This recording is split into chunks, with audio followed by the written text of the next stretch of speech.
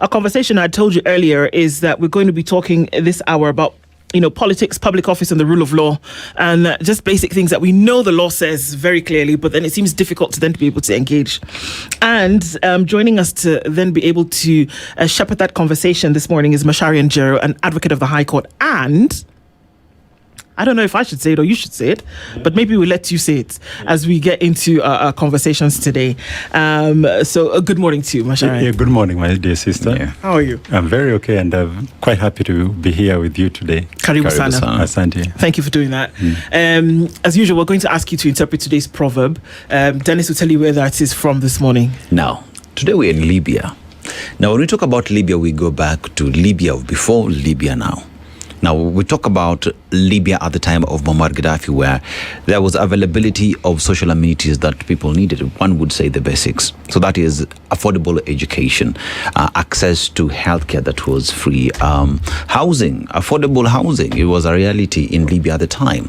The only expensive product they had was water. Why? Because they spent more from the sea to process it and for the people to have it. So it was a little bit expensive than their fuel, which is sweet crude, which then means to process it is easier. But one thing they lacked was democracy, and it was a dictatorial leadership. Many out here having different versions. Was it a good thing? Was it not? Was it working for Libyans? Perhaps Libyans would tell us at that time. But we ask the question, are we able to learn and have both democracy as we see it and good services for one nation? Something to ponder about. But the proverb, the heart of a fool is in their mouth, while the mouth of the wise is in their heart. How would you interpret it? This day I would interpret it that oftentimes you'll find that people with very little knowledge, that little knowledge becomes dangerous to them, in the sense that they are not able to conceptualize the consequences of not only their thought, but decisions they make and the implications largely on the greater good of the society. Now, why do I say that? You'll find that oftentimes people will come up with a concept, and particularly when it comes to leadership. And they'll do things that, they do not think through in terms of the implications on the people, the society. And let me go straight to being political, but political in the sense that is the reality, that you give people positions of influence, power, so to speak, leadership, and when they come up with the decisions, they are decisions that have not been thought through carefully, and the damage that ends up being caused is much more than, if they didn't even come up with that decision in the first place. And I'll take a classic example of this affordable housing. Very popular initiative, and the leadership, in my view, even up to now, they still think that it's a good initiative. But if you look at the damage that it ends up causing on the people, it's much, much larger. Why? Because, they thought that affordable housing is a catchphrase that you'll be able to use, make it popular. But in implementing it, you end up causing a lot of damage to the economy and to the people. Now, let me extend it further. If I take a deep dive in it, I heard the president not so long ago saying that why are people with the pay slips complaining about pay slips? What about if you compare with the ones who don't have jobs? Which one is more painful, not having a job or having a pay slip that is damaged?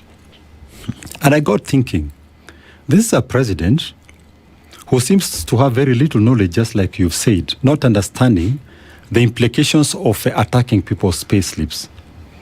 I say this because the way the economy works, it's based on supply and demand. Now, supply will be high if there's high demand. Demand will be high if people have purchasing power. People will not have purchasing power if you're already attacking their pay slips. And if the demand is low and the supply is also low, it means that the production will also be low. If production is low, it means that jobs cannot be created. So it's a circular flow of money, so to speak. That's the way the economy will work. Now, if a president cannot understand that, this is somebody who either has little knowledge or the knowledge that he thinks he has is one that does not rationalize how systems work. So, to me, the proverb is apt. And we've actually already started our conversation. Already. Yes. Gotta love it. Because as we look at the rule of law and the difficulty that seems to be met when it comes to obeying the rule of law or sticking by it. I mean, today, even in the papers, Macharia, where, there's a wealth of example. Again, the IG of police and the DCI boss are being asked to come to court to explain a certain matter. Whether they show up or not is a whole different kettle of fish. The IEBC is standing before us and telling us that we are saying no to this with a heavy hand, but there are examples of it having been shown over the last couple of weeks, and they seem not to be able to do anything about it. Why is it so difficult to obey the rule of law? For me, the answer is simple, that it is not that it is difficult to obey the law, but rather that there's no intention to obey the law in the first place. Now, the reason why I say so is because it starts from the top, the leadership itself at the top. The president, actually, to me, is the biggest culprit here. What will always happen in an institution, the tone is set from the top. Whether it's a company, whether it's a public institution, whether it's a family, whatever it is the tone that is set at the top. It matters not what a leader will say. What is of major consequences, the action. The words and the action must match. Now, when you have a president who is oversighting a country where, breaking the law has become the order of the day, that becomes the cue that has been set, even for the other people who are below him. Now, if you look at all the institutions that are supposed to hold, to make sure that the accountability mechanism is working, I would say with the measure of confidence that they've been swallowed by the executive. And it starts even with the quality of the appointments that are made to those institutions. You'll find that if the more incompetent a person is, or if they have a bad history, that indeed is a qualification for the appointment to those institutions. Now, I looked at the recent report, for instance, that was made by the Public Service Commission, which had been commissioned by the court, the Employment and Labor Relations Court. They were asked, somebody who had filed a case against the Office of the Attorney General.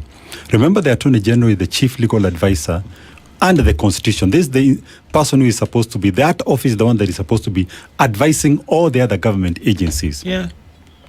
Now, so somebody filed a complaint saying that there had been irregular recruitment of people in that office. The Public Service Commission then was sent to go and do an audit. Now, what did they come up with in terms of the report? They said that people who had never applied for jobs.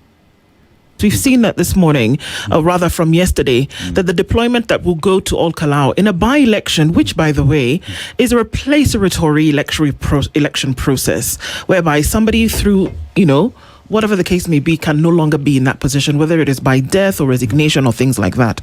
So it is supposed to be something where people come in and they say, we lost our representative, we put in another. But look at the deployment that's going into Olkalau, for example. 1,000 police officers, water cannons. I don't even know what the list looks like now. But GSU officers. But the IEBC chair said very clearly that this is going to be a free, fair election. We expect everybody to behave right. But if you put this kind of personnel and these boots on the ground, what kind of message are you sending? It's almost as though you're preparing for war. You see, I incidentally, I come from that county, Nyandarua County. Though I was born in Nandi, I belong to that county, did my schooling in Nyeri County and also in Nakuru. So I actually belong to 4 counties plus Nairobi. But now, look at the amount of resources that were even deployed by the government in that by-election. You're talking about a by-election. Yeah. For crying out loud, a by-election. They deployed a lot of resources. Those resources, let's start by saying that it's a right to Kenyans. These are resources that should have been able to be deployed to Kenyans generally, whether there's an election or no election. Not. Cabinet secretaries going and camping there. Senior government officials going and camping there. Spending a lot of money, bribing people, are doing that, because of a by-election. Look at the kind of security that they're also deploying. Now, the people in the opposition, when they were trying to also go there, you saw the other day that they had this truck that was going there for purpose of campaign. It was attacked, burned down by hooded fellows. Now, the members of the opposition being attacked, even being shot at, you find that they're being shot at, they're being stoned, being beaten up, What kind of that's why I'm asking myself, when the president, wherever he is at any given time, and I believe he doesn't care, and he thinks that it's okay, it's okay that he can do that because he's in power. What about the day when he'll not be in power? Those cabinet secretaries and those senior government officials, what about the day they'll not be in power? What about the day when the shoe will be on the other foot? Because, you see, sometimes when you're doing certain things, you need to sit back and pause and ask yourself, yes, I'm doing this against the other side because I'm the one in power. But there'll be that situation that day when I'll not be in power. The ones now that I'm fighting and beating up are the ones who will be in power. Why? Because I cannot understand that you are sending all these water cannons and, like you said, it's like this. It's another Ukraine. Yet you're talking about a country that, is a democratic country. There's democracy. People are just accessing their right. And you are bribing people, using a lot of resources to buy this seat, so to speak. Then again, you're also creating a scenario whereby it's intimidation, because to me, this is intimidation. Yeah. You want to make it clear to as many people as possible that don't just show up, because there's likelihood of chaos, and people don't want chaos. No. So you are suppressing, it's actually voter suppression. Yeah. You want to win this seat by hook or crook, so that you can send a message in the country that you are the ones who are going to take over power in 2027. Who tells you that in 2027, firstly, that you manage to get that power? And who tells you that Kenyans, you are going to intimidate Kenyans left, right, and center, and that they sit back? There's a way you can push people to the wall, It's just like a cat. If you keep fighting a cat in an enclosed environment, yes, you'll fight, but it will reach a point whereby it will say enough is enough now. I have to fight back. What the president should realize, and also even those who are in power, don't push people to a limit whereby they start now saying that we're going to start defending ourselves. Yes, that could be the intention, that you want to create mayhem so that you can create an environment whereby you can continue perpetuating, yourself in power. But the history has shown us time and again that it never works. We have Charles Taylor, the guy, was he the president of Liberia? Yes. Is he still in jail in ICC? Yes. We have Duterte, the former president of Philippines. We have leaders. We've seen these things happening again. You see, accountability may take time to catch up with somebody, but eventually it does. It eventually does. I always tell people that you may think that you continue doing wrong things and get away with it. Yes, you may get away with it, but like the proverbial 40 days that always catch up with a thief, the day still comes where accountability will work. Indeed. So, what are the easiest thing to do for those who are in the executive, those who are in power? Just do the right thing. Not so that you can be praised for it, because it's the right thing to do. Just do the right thing because it's the right thing to do. That's it. And I think that's a great way to end this. Just do the right thing because it is the right thing to do. Yeah. And I guess if you're not, then the people have the right also to remove you. Yeah, absolutely. Macharia Njeru, thank you for being here with us this morning. I mean, just kind of a reset in terms of thinking this is actually what it is. We can call it many things, but it's just not the right thing. Yeah, absolutely. Thank you so much for being here and forming this conversation with us, Morgan. This is the Situation Room, the only way to start your day.